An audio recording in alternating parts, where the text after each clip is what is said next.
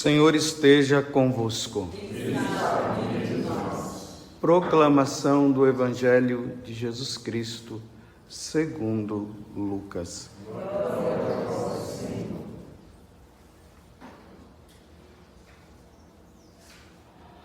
Naquele tempo, um fariseu convidou Jesus para uma refeição em sua casa. Jesus entrou na casa do fariseu e pôs-se à mesa. Certa mulher, conhecida na cidade como pecadora, soube que Jesus estava à mesa na casa do fariseu. Ela trouxe um frasco de alabastro com perfume e, ficando por detrás, chorava aos pés de Jesus. Com as lágrimas, começou a banhar-lhe os pés, enxugava-os com os cabelos, cobria-os de beijos e os ungia com o perfume. Vendo isso, o fariseu que o havia convidado ficou pensando: se este homem fosse um profeta, saberia que tipo de mulher está tocando nele, pois é uma pecadora. Jesus disse então ao fariseu: Simão, tenho uma coisa para te dizer.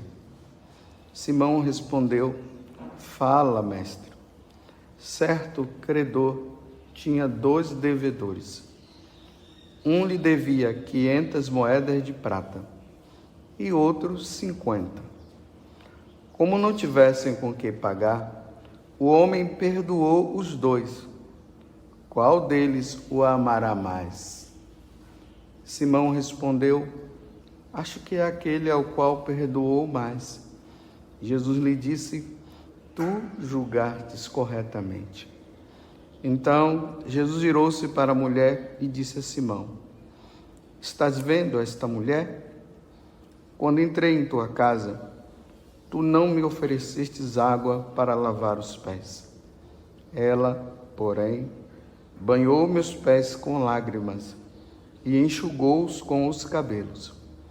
Tu não me destes o beijo de saudação. Ela, porém, desde que entrei, não parou de beijar meus pés. Tu não derramastes óleo na minha cabeça. Ela, porém, ungiu meus pés com perfume. Por esta razão eu te declaro: os muitos pecados que ela cometeu estão perdoados, porque ela mostrou muito amor. Aquele a quem se perdoa pouco, mostra pouco amor. E Jesus disse à mulher: teus pecados estão perdoados. Então os convidados começaram a pensar: quem é este que até perdoa pecados? Mas Jesus disse à mulher: tua fé te salvou. Vai em paz. Palavra da salvação.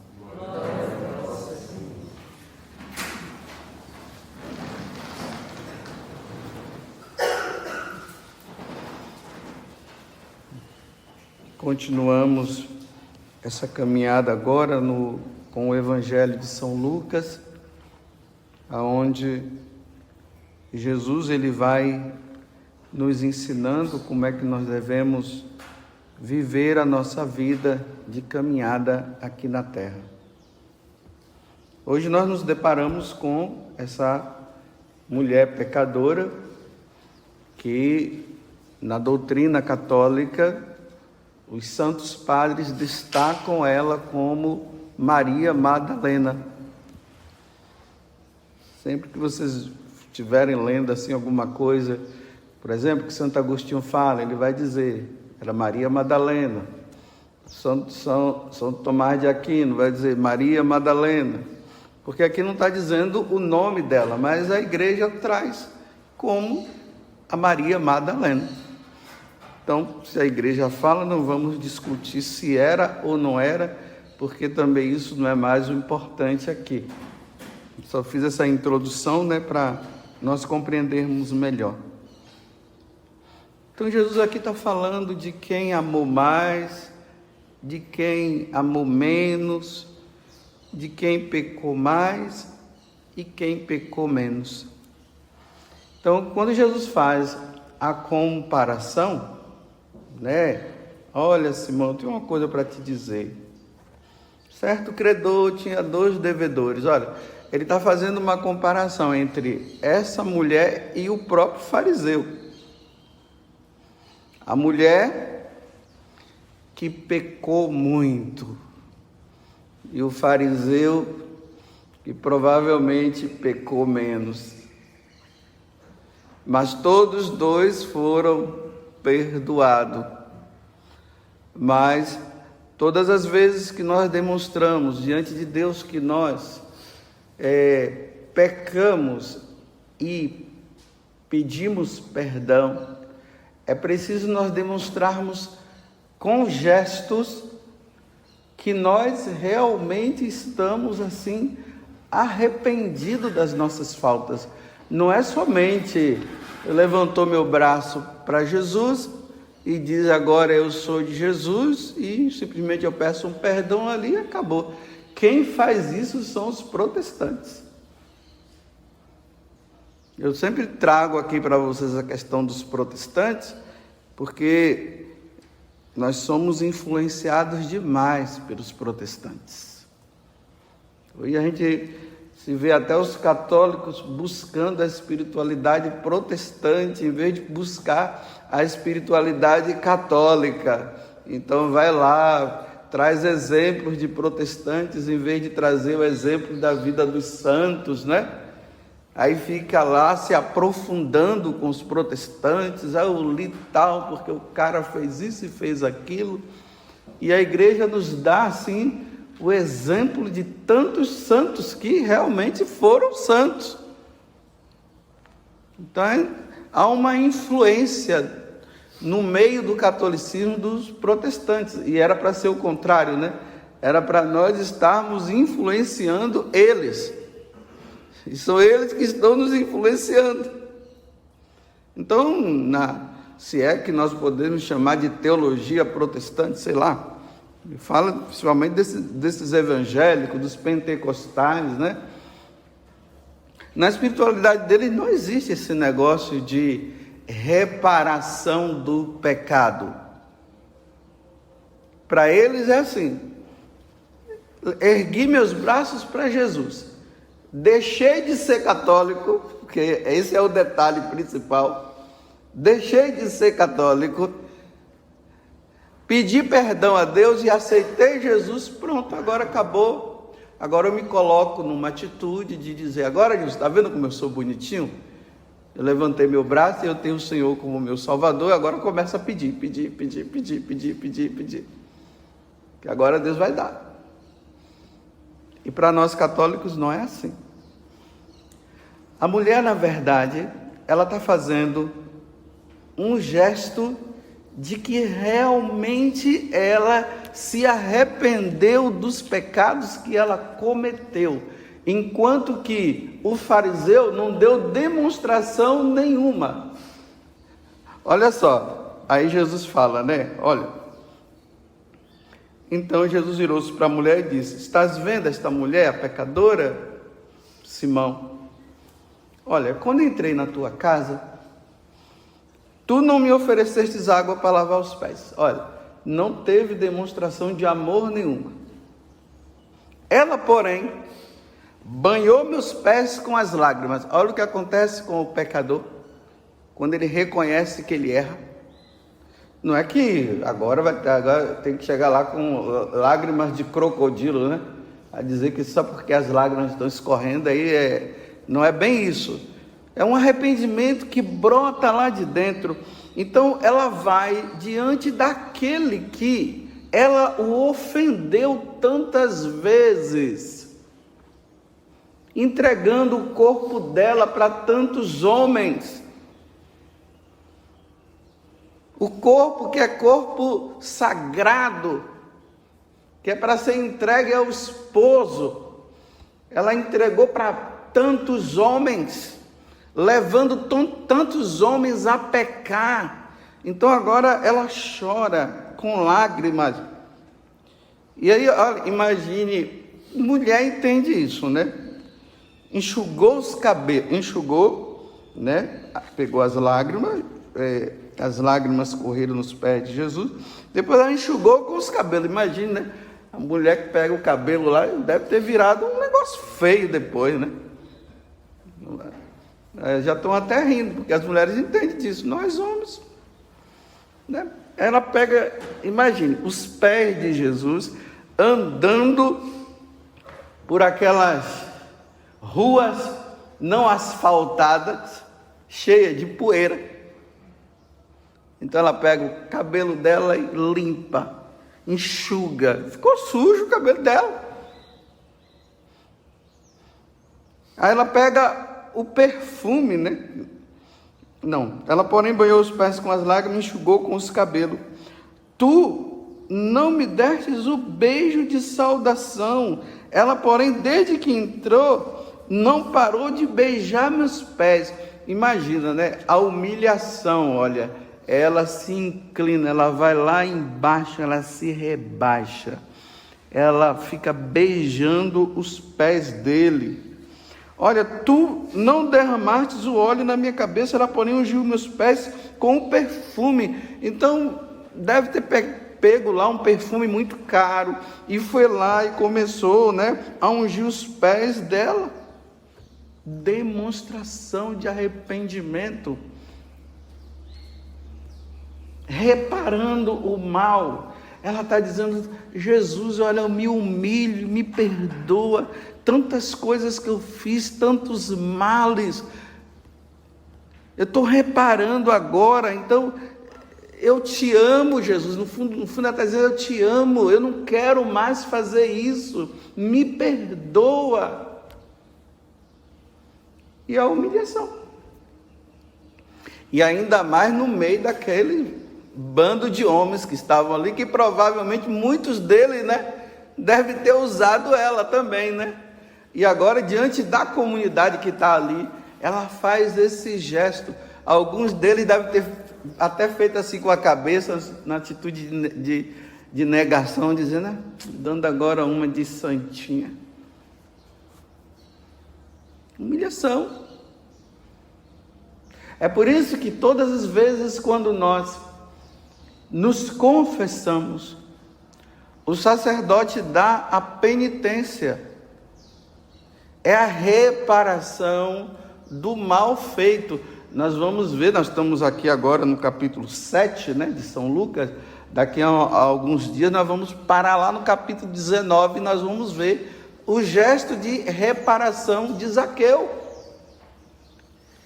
Ele restituiu, ele deu mais para os pobres. Ele roubou e agora ele restitui. Por exemplo, você vai confessar, né? Você está lá arrependido, por isso você foi confessar. O sacerdote dá a penitência. É preciso pagar essa penitência que foi dada. Se não pagar, tem que pedir perdão depois. É a reparação do mal feito. Por exemplo, aí a pessoa vai lá, ela praticou um monte de aborto, né? Aí vai lá, me arrependi, agora não vou mais abortar e tal. Ela matou um monte de criança. Ela precisa reparar. Aí muitas vezes a reparação tem que ser o quê? Olha, vai trabalhar numa instituição então que trabalha com crianças abandonadas, vai para uma creche, ou senão todo mês você vai pegar e vai comprar um enxoval. Você tem condições? Tem, porque também não pode dar uma penitência que a pessoa não tem condições de fazer, né? E às vezes tem padres por aí que às vezes fica dando penitência que a pessoa não tem como, aí só aumenta o problema, né? Aí você tem condições? Tem, então todo mês você vai comprar um enxoval e vai lá e vai dar, durante um ano. Na teologia, no protestantismo, na espiritualidade protestante, isso não existe. Por isso que quando a gente vê a vida dos santos, nós percebemos, né? Estão em constante penitência, estão sempre reparando os pecados. Tem uns que fizeram uns pecadinhos tão grandes, mas para eles foi ou pequeno, né? Para eles foi tão grande, eles estão ali, estão constantemente. Olha São Paulo relembrando, né? Eu sou o último dos apóstolos. Eu me considero até como um aborto, porque eu persegui a igreja de nosso Senhor Jesus Cristo. A primeira leitura está dizendo hoje, tá vendo? Ele está relembrando, para ele não se comparar e não se achar melhor do que os outros apóstolos. Ele volta, relembra: eu persegui a igreja de nosso Senhor Jesus Cristo. Que crápula que eu sou! Eu sou um aborto. Não deveria nem ser chamado de apóstolo, pelo mal que eu fiz. Isso é uma forma de exame de consciência e de reparação. Aí você vê hoje os cristãos assim, né? Agora eu sou de Jesus e pronto. O cara cometeu, fez um monte de coisa, um monte de besteira lá no passado. Ele não repara, ele está aí contando agora as mil maravilhas, que agora Jesus é o meu Senhor. Se eu dou um murro na cara de uma pessoa, quebro os dentes dela, eu tenho que levá-la no dentista e tenho que pagar todo o prejuízo. É simplesmente ela pedir perdão, me perdoa, o cara diz: está perdoado. Olha, só que eu não tenho condições de colocar outro dente, tá bom, vê lá quanto que é, eu vou pagar, com correções monetárias se for preciso. O pecado precisa ser reparado. Porque Jesus, ele reparou as nossas faltas, passando por todo aquele sofrimento dele. Ele reparou. E não era para ele passar por isso, e muito menos não era para ele reparar os nossos pecados. Ele assume os nossos pecados e diante de Deus ele vai reparando. Esse espírito de penitência que a gente tem que estar sempre, né? Situações que a gente vê assim, que a gente diz: nossa, eu mereço. Se lembra lá de Davi, né? Estava subindo ali o Monte das Oliveiras e um homem começou a ficar difamando ele, né? E não sei o que, você é isso, você é aquilo, você roubou o trono de Saul, e foi falando. Aí o guarda que estava do lado dele chegou e falou: o quê? Você quer que eu vá lá e só passar a espadinha no pescoço dele para ele parar de ficar te perturbando? Aí o que é que Davi fala? Não, deixa ele falar, eu mereço. Se Deus está permitindo que isso aconteça, é porque eu fiz tanto mal, né? Olha, o adultério lá. Olha quanta coisa que veio a partir desse adultério. Até a criança morreu. Eu mereço. Eu mereço. Está vendo a reparação? Não se coloca numa situação de vitimismo. Eu não sei o que, aquela coisa toda, eu não mereço isso. Não, tem muitas coisas que a gente passa que a gente merece. Repara por isso as faltas, quantas faltas cometidas, quanto prejuízo. Porque aquilo, meus irmãos, se nós não pagarmos nessa terra, nós vamos pagar no purgatório. E se não houver arrependimento das faltas cometidas, irá pagar no inferno. Aí é outra história, né? Aí não tem jeito mesmo. Quando se diz para nós rezarmos pelas almas do purgatório, é para nós agora repararmos os pecados que aquelas pessoas cometeram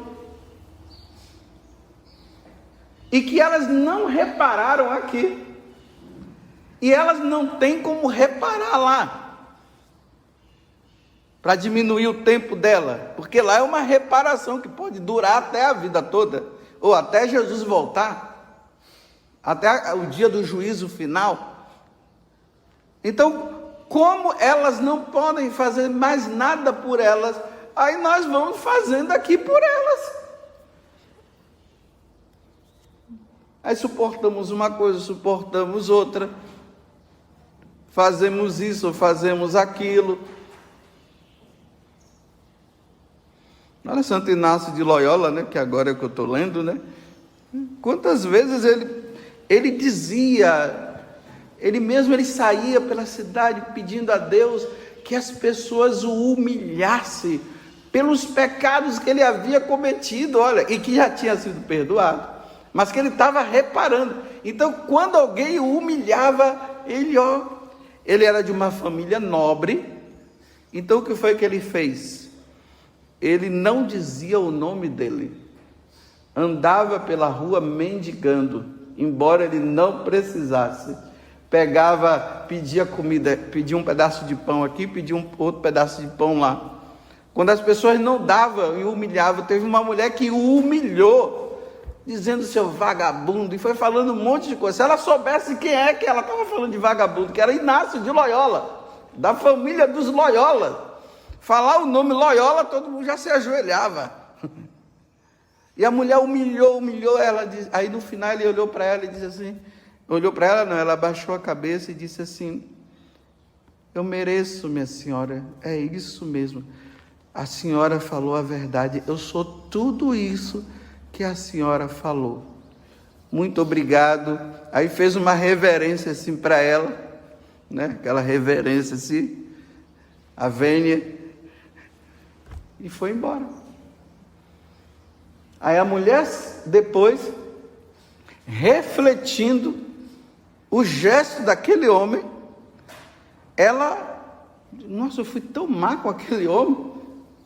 Aí ela começou a perceber que ela estava fazendo aquilo porque ela relembrou na pessoa daquele mendigo o filho dela, que havia abandonado, tinha deixado ela, foi embora, deixou ela sozinha. Aí ela viu nele e começou a cravar nele. Aí ela mandou, né, uma boa quantia em dinheiro para ele depois.